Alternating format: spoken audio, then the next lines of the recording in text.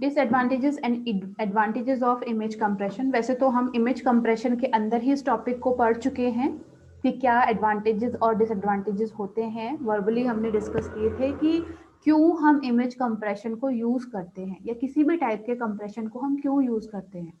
ठीक है, तो क्यों कर रहे हैं और हमें क्या मिल रहा है कंप्रेशन के थ्रू, वो क्या अपना एडवांटेज है, लेकिन साथ ही साथ कुछ डिसएडवांटेज भी मिलता है हमको। अब वो स्पेसिफिकली टॉपिक वाइज क्या क्या एडवांटेजेस और क्या क्या डिसएडवांटेजेस होते हैं वो इसके अंदर हम देखेंगे।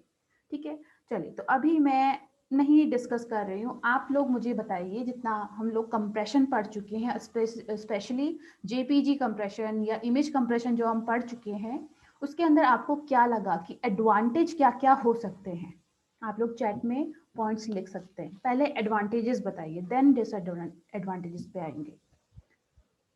कोई भी किसी के माइंड में जो एडवांटेज आ रहा है वो बताइए, एक बार शेयर कीजिए।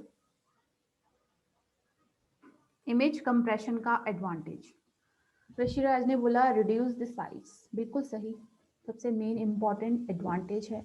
और साइज को रिड्यूस करने से क्या एडवांटेज मिलता है, कहाँ पर एडवांटेज मिलता है, वो भी आप बता सकते हो।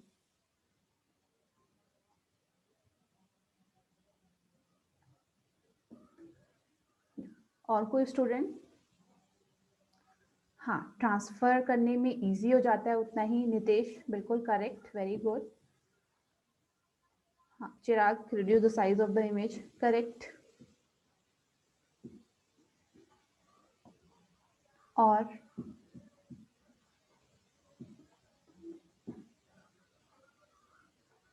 साइज के रिड्यूस होने से एक तो डेटा ट्रांसफर में आपको इजी रहता है, फास्ट ट्रांसफर होता है डेटा। दूसरा मेन एडवांटेज हमको स्टोरेज में भी तो मिलता है ना, अपनी स्टोरेज कैपेसिटी बढ़ जाएगी। अगर आपके पास कंप्रेस्ड फाइल्स हैं ज़्यादा, तो आप उतनी ही ज़्यादा फाइल्स को स्टोर कर सकते हो। ठीक है, तो स्टोरेज भी इसका एक एडवांटेज हो सकता है कि हमारा जो स्टोरेज है अच्छे से यूटिलाइज हम कर सकते हैं। चलो, वेरी गुड। अब कुछ डिसएडवांटेजेस आते हैं आपके माइंड में कि क्या डिसएडवांटेजेस हो सकते हैं इमेज कंप्रेशन के, वो भी आप चैट में लिख सकते हैं। डिसएडवांटेजेस की अब हम बात करेंगे। कोई भी स्टूडेंट?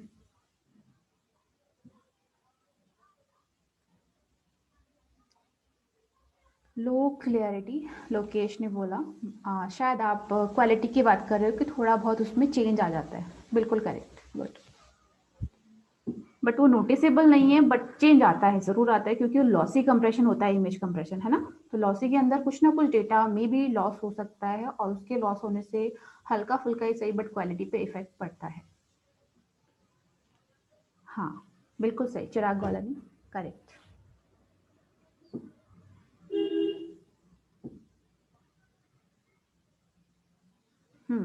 गौरव, बिल्कुल सही बताया आपने भी। यस नितेश, डेटा में भी लॉस हो जाए, ठीक है, श्योर नहीं है कि होगा ही होगा, बट हो सकता है, और कुछ ना कुछ होता है तो फिर उसका इफेक्ट हमको पड़ता है। हाँ, जूम करें भी तो हमको क्लैरिटी इतनी नहीं मिल पाएगी। ठीक है, जूम तो आप कितना 100% तक कर सकते हो हर इमेज को, लेकिन हर इमेज आपको क्लियरली दिखे, एक्यूरेट वो पार्ट दिखे जिसको आप देखना चाह रहे हो, वो पॉसिबल नहीं हो पाता। उसकी क्वालिटी पे डिपेंड करता है पिक्चर की। ठीक है, और पिक्चर की क्वालिटी क्योंकि हमने कंप्रेशन के थ्रू भी थोड़ी सी हटा दी है, तो वो और ज़्यादा हमको ब्लरी नज़र आ सकता है उस केस में। ओके, बिल्कुल सही पॉइंट्स आप लोगों ने बताए हैं एडवांटेजेस एंड डिसएडवांटेजेस के। तो यही पॉइंट आएंगे अपने एडवांटेजेस और डिसएडवांटेज में, और थोड़े बहुत जो एडिशनल पॉइंट्स है वो भी हम डिस्कस करेंगे। हाँ यस गौरव, हाँ वो जो ये आप बोल रहे हो कि कोई कोई कंप्रेशन साइज इंक्रीज भी कर देता है, लेकिन वो इमेज कंप्रेशन नहीं, वो आपका लॉसलेस कंप्रेशन, टेक्स्ट कंप्रेशन में होता है। ठीक है, तो अगर इमेज कंप्रेशन की बात हो रही है, स्पेशली इमेज लिखा हुआ है, तो उसमें ये पॉइंट नहीं ऐड करना है। ठीक है, अगर आपके लॉसलेस कंप्रेशन के एडवांटेजेस डिसएडवांटेजेस पूछे जाएं, तब आपको ये मेंशन करना है।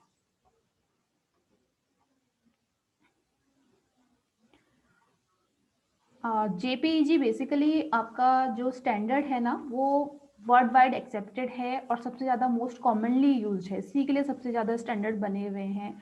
डेटा ट्रांसफर वगैरह के लिए, तो इसलिए इसको सबसे ज़्यादा यूज़ किया जाता है over PNG and all other image file formats. बाकी तो सभी यूज़ होते हैं, बट सबसे ज़्यादा एक्सेप्टेड फॉर्मेट जो है वो जेपीईजी है।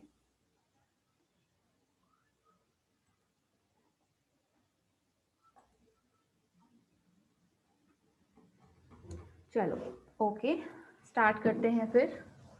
Disadvantages and advantages of image compression, तो दोनों चीज़ें इसमें मिक्स हैं, आपको देखना है कि कौन सा पॉइंट एडवांटेजेस में आएगा और कौन सा डिसएडवांटेजेस में आएगा, ठीक है।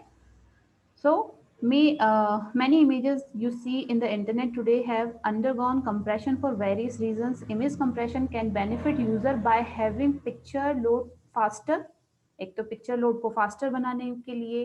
Web pages uses of less space on web host, ताकि आपके जो वेब पेजेस हों वो कम स्पेस ले। और आपको पता होगा कि जो वेब पेजेस हैवी होते हैं वो बहुत देर लगाते हैं लोड होने में, लेकिन जिनमें जो कम होते हैं, हैवी नहीं होते हैं, वो फास्टली लोड हो जाते हैं, क्योंकि उनका डेटा जो भी उनका साइज था वो फटाफट से लोड हो जाता है और ओपन हो जाता है। और हम ऐसी वेबसाइट, ऐसे वेब पेजेस से हमेशा बचते हैं कि जो टाइम लगाते हैं लोड होने में, ठीक है। गूगल पे भी अगर आप कुछ चीज़ें सर्च करते हो आज के डेट में, तो आपके टॉपिक से रिलेटेड अगर कुछ वेब पेजेस आपके पास आए हैं, गूगल ने सर्च करके आपको दिए हैं, तो आप जो लिंक ओपन कर रहे हो अगर वो बहुत टाइम लगा रहा है लोड करने में, तो आप उसको क्लोज ही कर देते हो, आप कहते हैं दूसरा वाला देखते हैं तब तक, है ना। तो इसलिए वेब पेजेस, वेब होस्ट ये चीज़ टेक्निक अप्लाई करते हैं कि उन्होंने जो भी कंटेंट उसमें इमेज के फॉर्म में इंक्लूड किया है उस पर वो कंप्रेशन अप्लाई करे, ताकि वो चीज़ कम साइज ले और लोड फास्ट हो, ठीक है। अब इसका फर्स्ट जो benefit that is size reduction. सबसे पहला तो इसका जो बेनिफिट है वो क्या है, आपकी जो इमेज है वो, आपकी इमेज अगर पहले आपकी ले रही थी 10 MB सपोज, तो अब वो केबीज में कन्वर्ट हो जाती है आफ्टर कंप्रेशन, और देखने में दोनों इमेजेस एक जैसी ही दिखाई देती हैं, ठीक है। क्योंकि जो चीज़ें कंप्रेशन में निकाल दी गई वो सब चीज़ें इतनी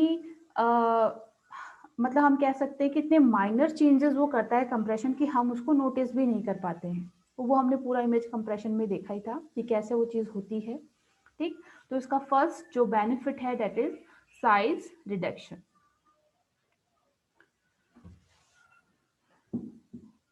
देन आ जाते हैं इसके डिसएडवांटेज पे, स्लो डिवाइसेस। अगर आप कंप्रेशन नहीं अप्लाई कर रहे हो, नहीं करो इमेजेस पर, तो आपकी डिवाइसेस स्लो परफॉर्म करती है, हैवी इमेजेस को लोड करने में, सेव करने में उसको ज़्यादा टाइम लगेगा, ज़्यादा एफर्ट्स लगेगा। तो एक पॉइंट इसका स्लो डिवाइसेस हो सकता है, ठीक है। अब ये तो बेनिफिट में आ जाता है कि कंप्रेशन के बाद डिवाइसेस आपकी फास्ट परफॉर्म करती हैं, बट स्लो डिवाइसेस किसके केस में बोला गया है, अगर आप कंप्रेशन इसमें नहीं करते हो तो, ठीक है। Next point is when you compress the image degradation. When you compress an image sometime you will get image degradation, यानी कि जो क्वालिटी वाला बात हो रही थी वो यहाँ पर इस पॉइंट के अंदर मेंशन है कि आप क्या कर रहे हो, अपनी इमेज को आफ्टर कंप्रेशन डिग्रेड कर रहे हो, ठीक है। उसकी क्वालिटी को बढ़ा नहीं रहे हो, कम ही कर रहे हो, या तो सेम रहेगी और बहुत कम चांसेस है कि सेम रहे, लेकिन थोड़ा ना थोड़ा वो डिग्रेड हो जाती है, उसकी क्वालिटी में कहीं ना कहीं हम कॉम्प्रोमाइज कर देते हैं, ठीक है, क्योंकि हमको उसके साइज को कम करना है। तो वहाँ पर हमारा जो हम कह सकते हैं कि इमेज क्वालिटी, आपका इमेज डिग्रेड हो जाता है, तो ये इसका डिसएडवांटेज पार्ट में आ जाएगा। देन डेटा लॉस्ट अनदर इसका डिसएडवांटेज है, ठीक है। डिसएडवांटेज में आपका डेटा लॉस का मतलब अपना जो ओवरऑल पूरी पिक्चर में डेटा था, इमेज में पूरा जो डेटा था, लेट सपोज अगर मैं कहूँ कि यहाँ पर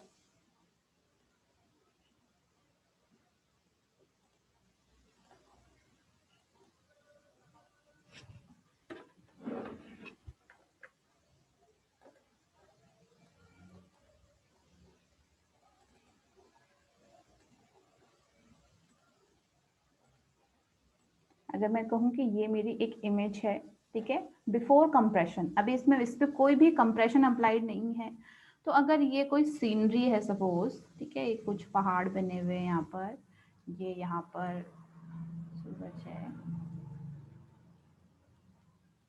ठीक है, और यहाँ पर कुछ ट्रीज बनी हुई है ऐसे ऐसे करके, और ये पूरा ब्लू स्काई है, ये ग्रीन ग्रीन पहाड़ है यहाँ पर ये पूरा दूसरा ग्रीन कलर है, ये पूरा येलो है।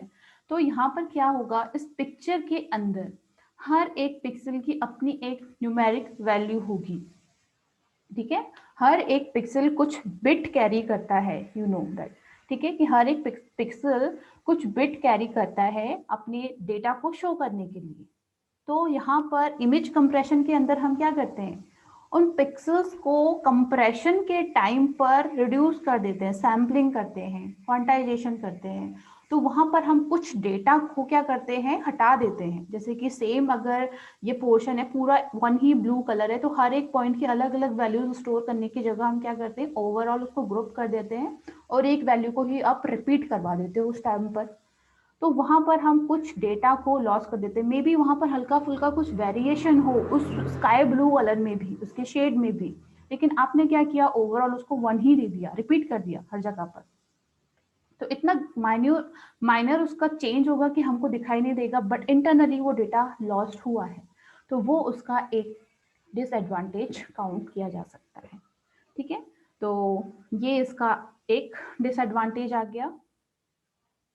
तो ये कुछ के इसके कुछ मेजर जेपीजी इमेज कंप्रेशन के कुछ मेजर अपने डिसएडवांटेजेस थे, और कुछ एडवांटेजेस थे जिनको आप अपने अकॉर्डिंग अपनी लैंग्वेज में लिख सकते हो। ज़रूरी नहीं है कि इस तरह से पॉइंट्स बना के लिखो आप इसको कंपैरिजन की तरह भी लिख सकते हो, एडवांटेजेस डिसएडवांटेजेस।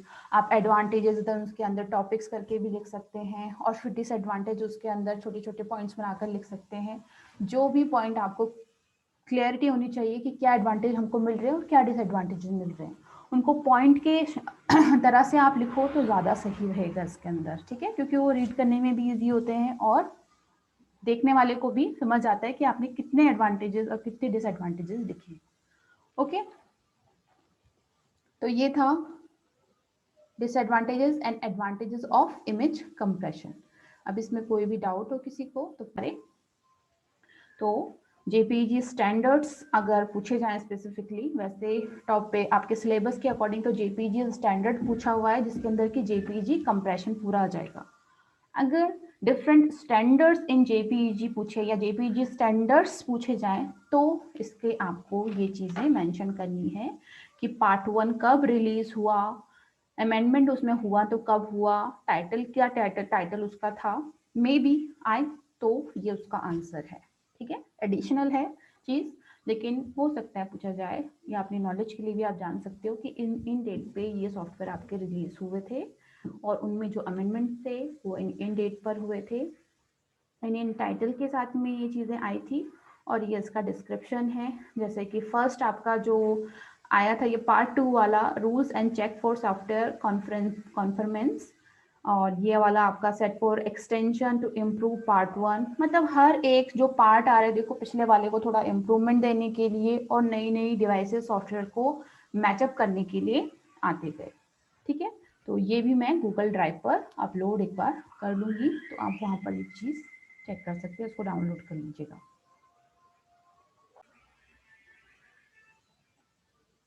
ठीक है, एक आपका टॉपिक है hardware and software required in multimedia, तो वो तो हो चुका था। उसके बाद ब्रैकेट में एक टॉपिक था कि image audio video editing softwares, ठीक है। तो उसके अंदर आप लोग अगर कुछ पर्सनली यूज करते हो ऐसे सॉफ्टवेयर्स जिसमें कि आप वीडियो में जैसे करते हैं आजकल कि किसी के बर्थडे पे विश करना है, तो उसके बर्थडे के लिए प्ले स्टोर से कोई ऐसा सॉफ्टवेयर इंस्टॉल कर लिया जिसमें कि हम वीडियो बना सकें फोटोज को लेकर के, उस पर टेक्स्ट ऐड आप कर लेते हो, कोई सॉन्ग उस पर अप्लाई कर देते हो, तो वो सारी चीज़ें इसी के अंदर आता है, ठीक है। तो खुद के पर्सनल सॉफ्टवेयर भी आप उसमें नेम कर सकते हो कि ये कुछ सॉफ्टवेयर्स हैं। हाँ जी, बहुत सारे आ जाएंगे अभी तो नेम, क्योंकि आप लोग करते हैं ये चीज़ें, तो वो सब आप इसमें इंक्लूड कर सकते हो। बाकी इसमें कुछ top 15 best audio and video editing tools Google से मैंने किया है डाउनलोड। तो इसमें यही सारे टूल्स हैं जो कि आपके, जैसे एनीमोटो है, ठीक है, बिजनेस पर्पज से जो यूज़ किया जाता है, ये वाला है आपका, ये आ गया फिपाग्राम। तो ये कुछ कॉमन सॉफ्टवेयर्स हैं जो कि ऑडियो वीडियो इमेज को एडिट करने के काम में आते हैं। अब हैं क्या, ये सारे मल्टीमीडिया कंटेंट्स ही हैं अपने, टेक्स्ट वीडियो, ऑडियो और ये सारी चीज़ों को जब आप मिक्सअप करके अपने हिसाब से कुछ एडिटिंग करते हो, एडिटिंग सॉफ्टवेयर मतलब आपको ऑलरेडी आपके पास कुछ चीज़ें हैं, मल्टीमीडिया कंटेंट तो है, गाना है, पिक्चर है, ठीक है, माइंड में है कि क्या लिखना है, बट आपको एक सॉफ्टवेयर नीडेड है जो इन सब पे एडिटिंग कर पाए। ठीक है, किसी को बर्थडे विश करना है तो उसकी फोटो आपके पास है, आप कौन सा सॉन्ग उस पर ऐड करोगे वो आपके पास है, क्या लिखना है आपके पास है। अब आपको वो सॉफ्टवेयर चाहिए जिसपे कि आप तीनों चारों चीज़ों को मिक्सअप करके बना पाओ कोई वीडियो, है ना। तो ऐसे सॉफ्टवेयर्स को हम एडिटिंग सॉफ्टवेयर्स कहते हैं। तो इनके कुछ एग्जाम्पल्स यहाँ पर हैं। ठीक, तो इनकी पूरी प्रॉपर एक पीपीटी बना करके मैं गूगल ड्राइव पर अपलोड कर दूंगी, आप लोग वहाँ से देख सकते हो और इनके डिस्क्रिप्शन भी साथ में यहाँ पर दिए हुए हैं।